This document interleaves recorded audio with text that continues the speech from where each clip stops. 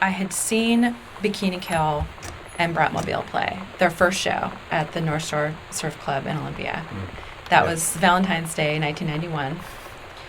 And I was kind of blown away by the incredible rawness and the honesty that they wrote with, and the kind of flippancy that they had. I thought was really interesting. But to have the opportunity to talk about all of these issues that are really important to young women, I thought was really special. And I thought that what they were doing was taking the kind of intense feminist ideas that had become popular in the 70s with, SDSS, and now, those really, incredible ideas and the ideology of feminism, but they were putting it into a language for today, for the 90s, I guess. That was 20 years ago, but it was for young people, and it was to relate to topics about sexuality, about sex, about sexual abuse, about sexism and harassment, and all these things that are really important for young women coming of age and becoming sexual beings that are really taboo to talk about.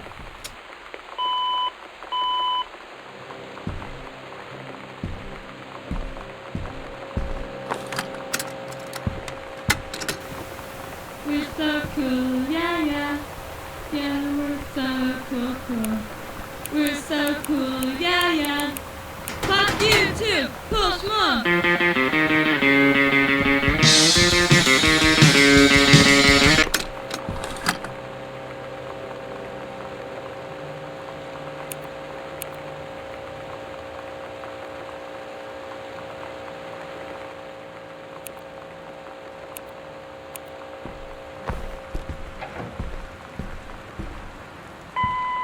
Mom and Dad are much more actively religious. There's a Bible in the foyer, and there's a Bible in Dad's bedside table. Or arguably they want to appear actively religious. But yes. Yeah, I think that, my intent was that they aren't super religious, but they probably still go to church. And they also they would feel bad if they put their Bibles away. They'd be like, oh, we need those to be out for us to look at, to consult in case we need them, or something. But it's definitely, I don't know, it comes from my own experience of my parents went to church and were more religious and stuff, and as, I don't know, around when I was like 10 or 12 or something, I was just sort of like, I remember having a conscious realization of just, none of this makes any sense. like I was... One of the assets that I really liked creating in the game with these board games, so there's 3 in total of them throughout the house. Ideally there'd be more, but we had to focus on the getting the walls built and things like that. But I really like them. They're just a simple extruded cube. There's something about environment design that's really fun. There's really a goofy aspect of it where you have to create fake brand names. You have to create fake toys and fake storefronts. Maybe my favorite is in the game Costume Quest, when you're going through the shopping mall, there's a store called Why Not Flip Flops, which always makes me really happy. But this one is a parody of Dream Phone, which is an awful game that came out in the early 90s where you sit around a table with your girlfriend. Barf Burger is enjoyed by all. So the thing is, I drew the Barf Burger because I drew all of Lonnie's drawings. So I drew the 2 cats on the motorcycle and the Captain Allegra drawings and stuff like that. And that was really I think that it goes hand in hand with. I've always, one of the most comforting things in the world to me is having somebody, brush my hair or stroke my head. Like, my mom, when I wasn't feeling well, I could lie down in her lap and she would just brush my hair. And it would always make me feel better. The weirdest way, I couldn't figure out why, but it just seemed like this friendly connection to somebody that it is, like she says, it is strangely intimate in a way that I'd not really, put into words until reading that part of the script. Where that's what I was thinking of, was that connection, that sort of human touch that It's something so friendly and so loving that you can do. And that whole idea of like touching someone's scalp being so The life cycle of the condom. That's not a real thing, Steve. The life cycle of the condom. All right. By Carla Zamanja. Is as follows. Initially, the condom was a separate plot point. It was an actual plot point. We gave it to Lonnie, and we had Sam find it in Lonnie's purse, and it made Sam... One of my favorite things that came out during development was someone wrote an email mistakenly referring to mittens, and Steve replied in the voice of Katie, saying, "It's just Mitten. She's only one cat, Mom."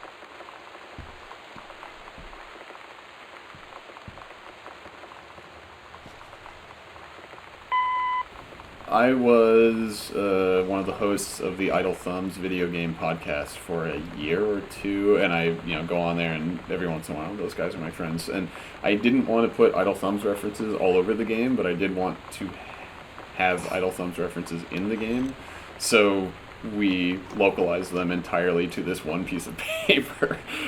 So almost everything on here is an Idle Thumbs reference, and specifically to a weird exchange that we had about Will Wright's GDC talk in like 2008, where he didn't want everybody to show up and crowd the place, so he gave his speaker name as Phaedrus, and then did a talk about a bunch of crazy stuff, including the idea of rocket mail, which was going to be like done by it was pitched by the... Almost none of the events, the little events in the game, are scripted as far as like triggering when you do something specific. So all of the thunder and lightning and the creaky noises in the house, they're all just randomized on timers. The only like scripted thing is in the secret passageway. When you look at the crucifix, there's scripting that detects that you did that, and then it causes the light to pop, which is my one indulgence of like messing with the player. But we've had a lot of people play the game and say, oh, the way you scripted it so that right when I walked into the TV room there was that big thunder and lightning strike, like that was really spooky, or I walked through that one door and then you played that sound behind me, and it's like it's awesome that the combination of all the different kind of like significant actions you can do in the game, right, like crossing into a new room or opening. Okay, the Wildfire book. Man, look at this thing.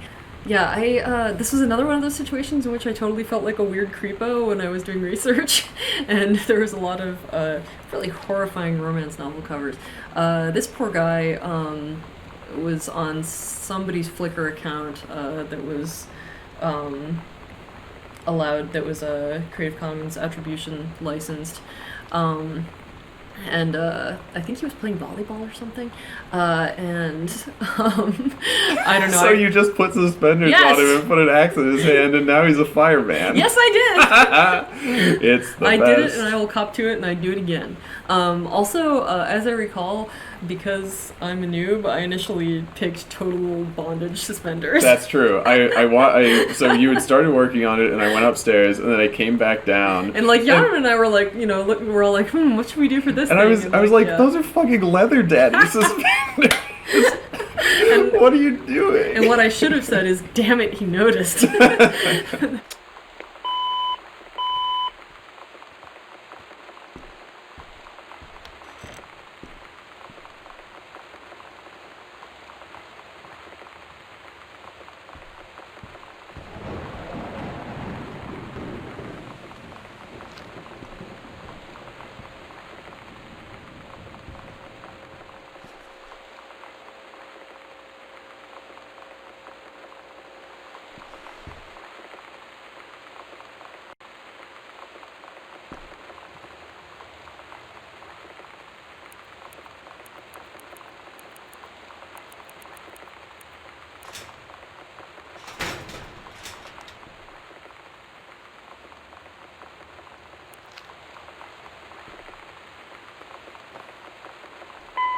Yeah, I ended up being pretty happy with this. This is the only picture of Lonnie that we had for a really long time, and I was really glad to actually come up with something that we liked, since this kind of thing is really hard, especially when it is...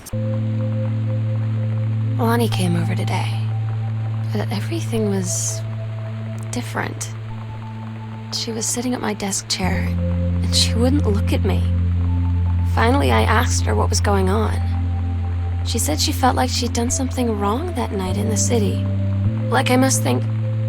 But I said no. There was nothing wrong. I just wanted to say...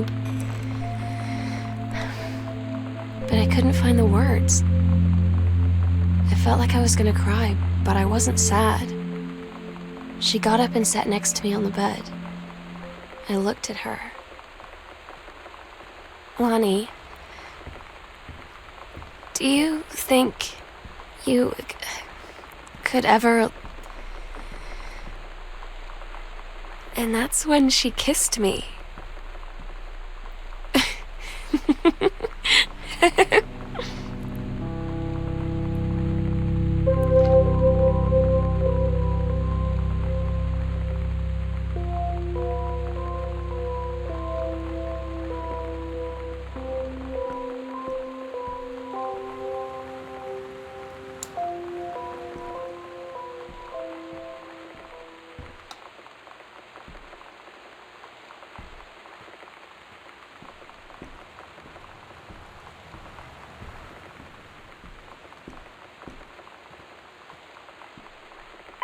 Inside of this file folder, you find the first combination code in the game.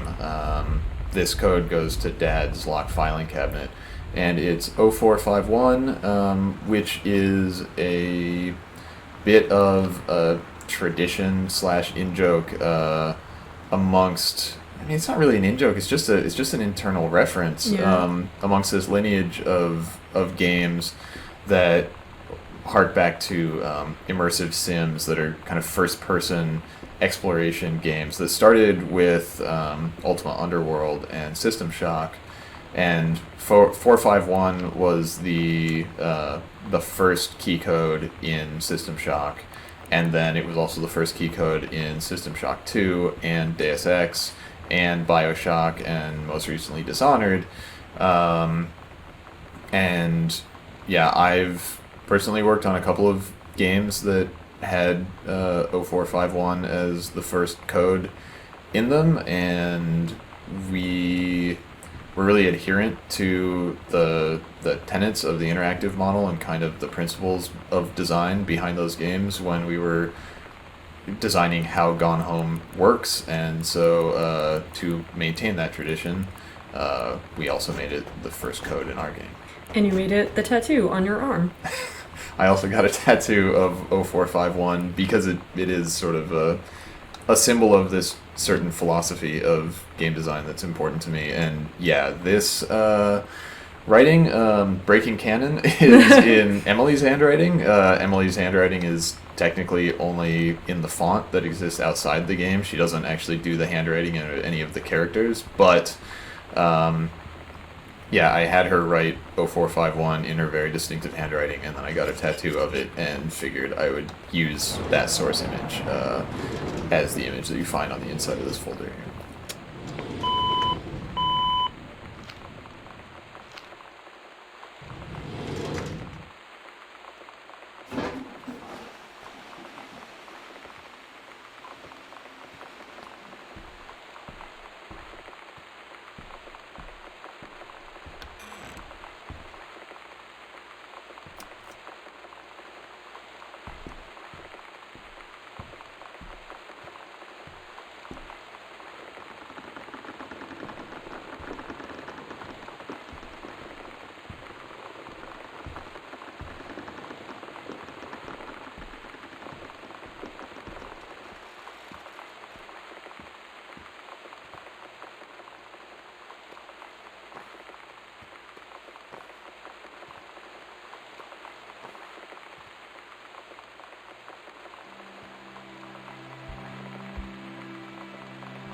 The sunset light in this house is the saddest thing I've ever seen.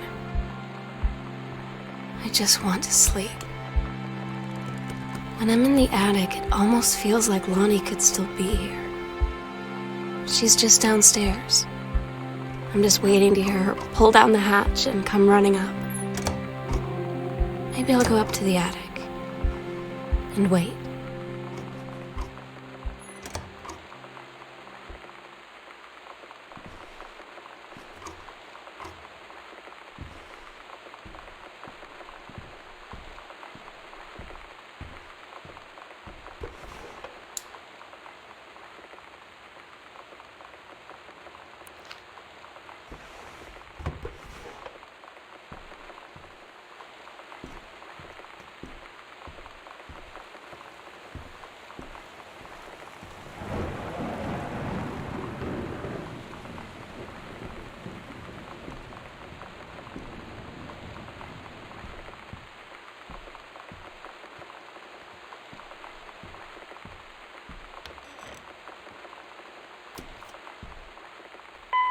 Hi, this is Corin Tucker from Heavens to Betsy. And Heavens to Betsy was a band that formed in 1991, actually. And I actually got the idea for joining a band when I moved to Olympia, Washington, and became a fan of the music scene there. And it seemed like everyone was in a band. So I decided I was going to start a band too, but I didn't actually start the band until I went home after the first year of college. I went back to Eugene, Oregon, and my high school friend Tracy Sawyer and I started playing music together, and that was the beginning of Heavens to Betsy. So I had told, with my big mouth, I had told all my friends that I was going to start a band, and the summer of, I think it was 1991, my friend Michelle Noel booked the International Pop Underground in Olympia, Washington. And she helped organize a night at the convention called Girl Night. And it was all women musicians. So she called me and said, hey, let's get you on stage with that, you want to play the show that I'm organizing. This totally new band that had never performed before. I mean, we had never performed ever any kind of music. Got invited to play this big show at the Capitol Theater in Olympia in front of all of our musical heroes, right? Everyone from K Records, all of Fugazi was there, all of Bikini Kill was there. This music that I was a huge fan of suddenly. That was our very first show, the very first Heavens to Betsy show. And we were terrified, but we did it, and people loved it, and it was, it changed my life forever that night.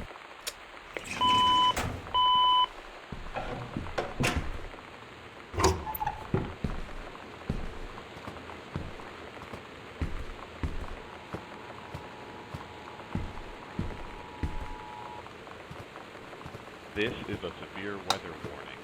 The Northwest Weather Service reports high winds and torrential rain conditions affecting the following counties: Austin County, Boone County, Dawn County, Takelma County, and Wistaria County. Residents are strongly urged to stay indoors and secure all windows and doors.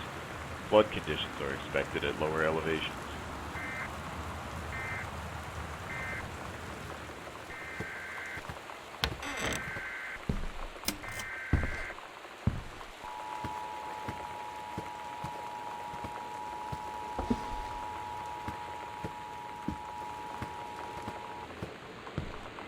This is a severe weather warning.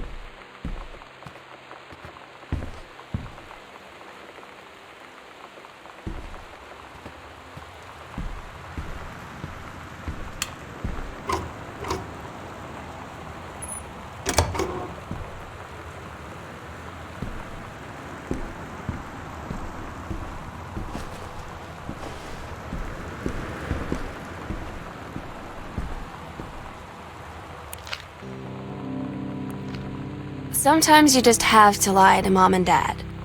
Like when Lonnie asked me to see a band with her and stay over at her friend's place in the city after. That's a lie to Mom and Dad situation. But it was so worth it. The girls on stage were just so loud and real and awesome.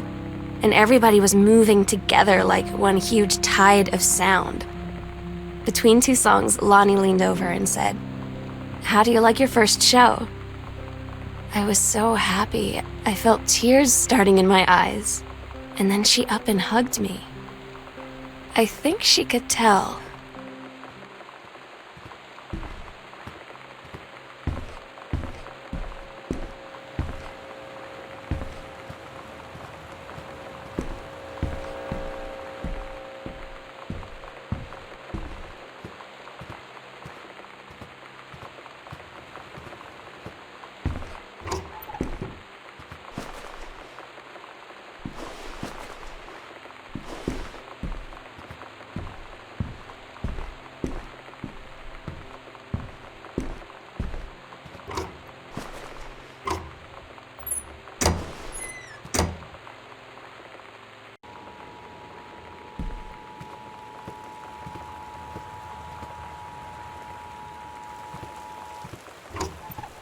This is a severe weather warning.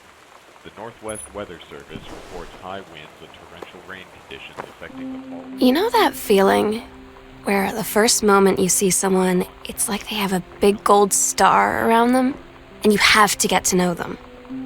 Well, There's this girl. I think she's a senior. She's usually dressed kind of punk. But sometimes I see her in this, army uniform. And she's always drawing in this notebook, looking so intense. I had no idea how I would ever, have an excuse to talk to her. Till I noticed she and her friends hang out and play Street Fighter at the 7-Eleven every day after school.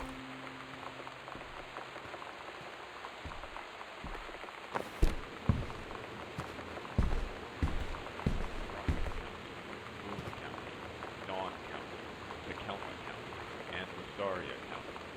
Residents are strongly urged to stay indoors, secure all windows and doors. Flood conditions are expected at lower elevations.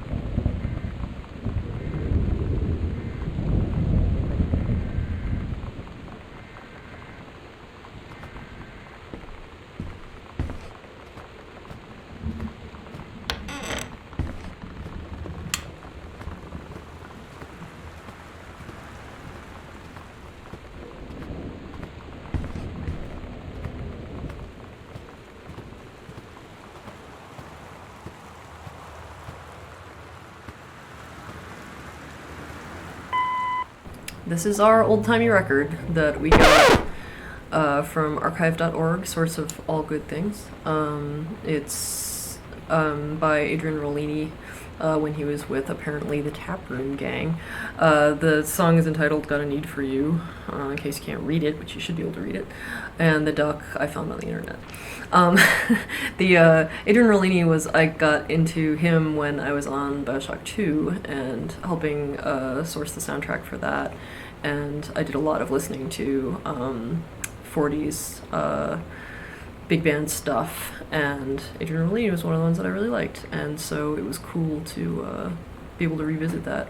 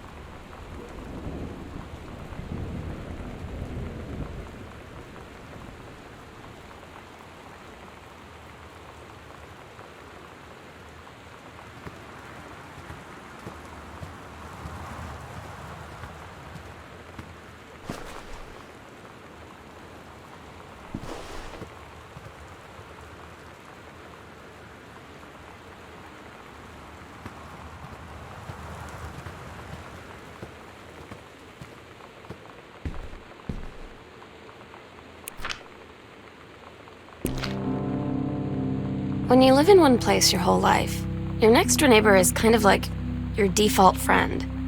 And Daniel only got weirder over the years.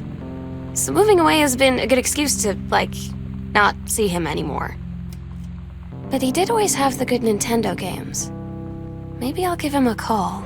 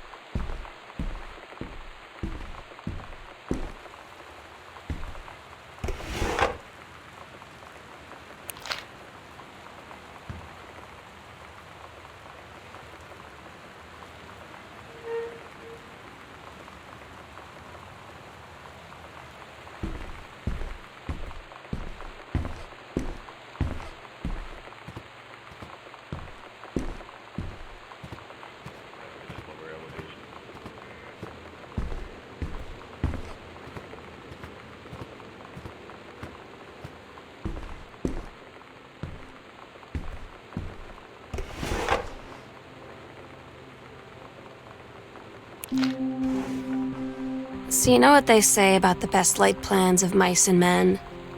Yeah, turns out it applies to Street Fighter too. At least I worked up the courage to walk into the 7-Eleven and ask for a turn, but all that practice at home did not exactly translate in the wild. So after I was finished getting my butt kicked, I followed them outside while they smoked. And that was when she asked me if I was that psycho house girl. But then she said she's always really wanted to see the psycho house. Her name is Lonnie. She's coming over tomorrow.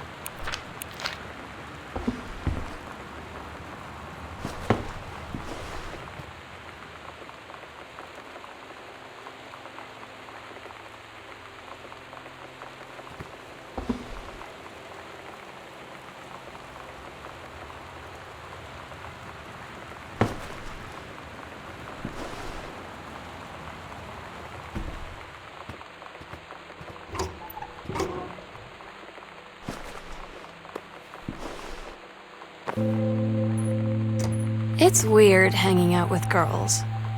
Daniel was around ever since I was little, and other girls? I don't know. But being around Lonnie is like instantly just right. I gave her the grand Psycho House tour and took my revenge on Super Nintendo. And it was like, I don't know, I finally found someone I feel normal around. I drove her home and she gave me this tape and said, "You have got to listen to this." I haven't stopped playing it since.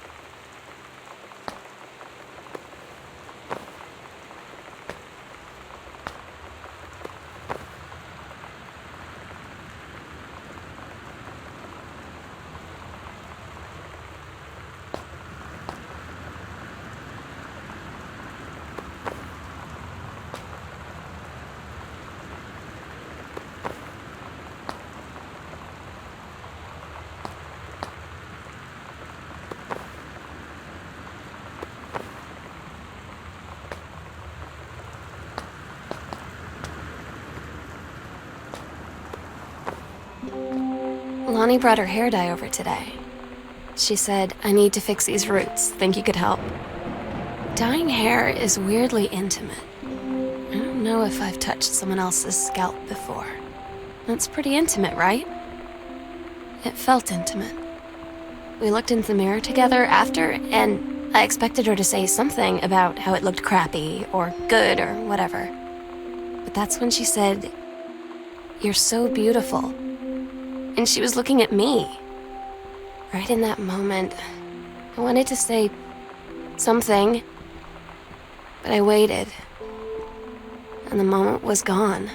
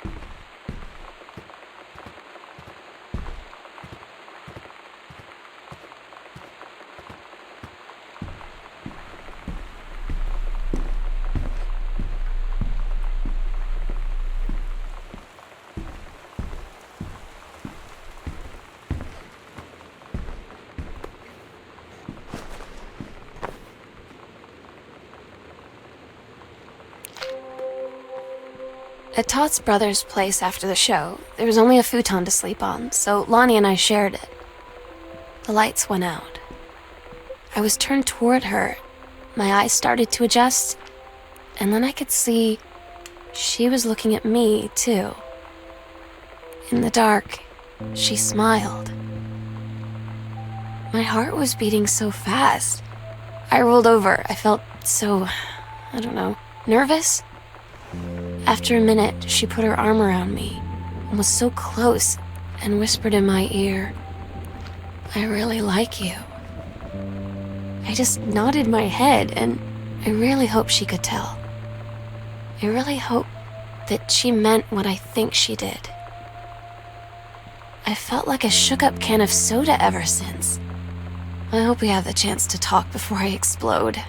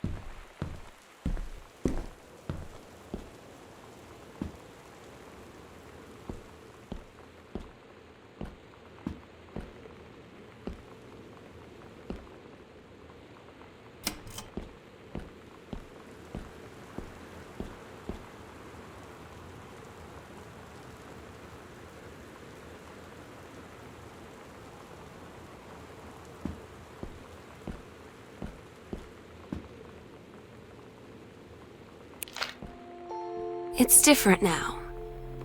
I mean, we still hang out all the time like before. But now when no one else is around, well, So you could say we're dating. But it's secret. Secret dating? I don't know. I mean, I guess that's the real difference. Now when we get off the phone or go home for the night, or it's just quiet and we're alone, we say I love you. I'm so stupid sometimes. I was telling Lonnie that I got into my college summer program thing, and I was all making plans like, you should come visit me, stay in my dorm room. But she said, Sam, I ship out on June 6th. I was like, ship out? To where? She said, to basic training. What did you think I was doing all that ROTC stuff for? I guess she's been planning to join the army right after high school since she was like 12. And I guess she's really going to do it. So I was like, after graduation, I'm just never going to see you again? She said, let's just have fun while we can. They tell you to stick with the group on field trips, Katie. There's a reason for that. Lonnie and I snuck off on the side paths at Multnomah Falls and got a little lost. Okay, a lot lost. Like, for hours. Right before the bus left, we found a trail and came running down the path, soaked and covered in mud, shouting for the bus not to leave. The school called home. Mom and Dad said, "You didn't get into trouble like this before you met that Lonnie girl." But I don't think they know about us. The kids at school, though, I'm really afraid that's a whole other story. Stick with the group, Katie. Stick with the group.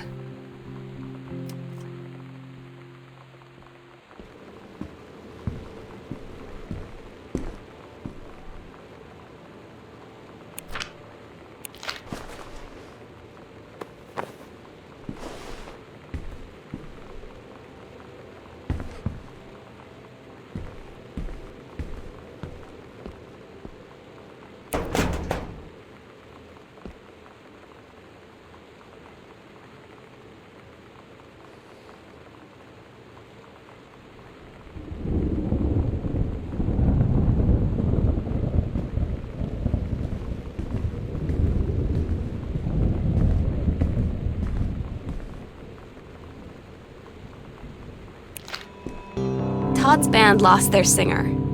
Todd said he sucked. Lonnie said he got sick of Todd's shit, and he was complaining about needing a new singer. So Lonnie was like, "I can sing." And they were all kind of like, "You can?" And she was like, "Probably." But she's been rehearsing with them for like a week now. And I finally got to see them play in Todd's basement today. And she's actually really amazing. I feel so proud when she's on stage. It's incredible being in awe of someone you love. So everybody knows it's like a temporary situation till she ships out in June. But till then, I'm gonna be at every single show.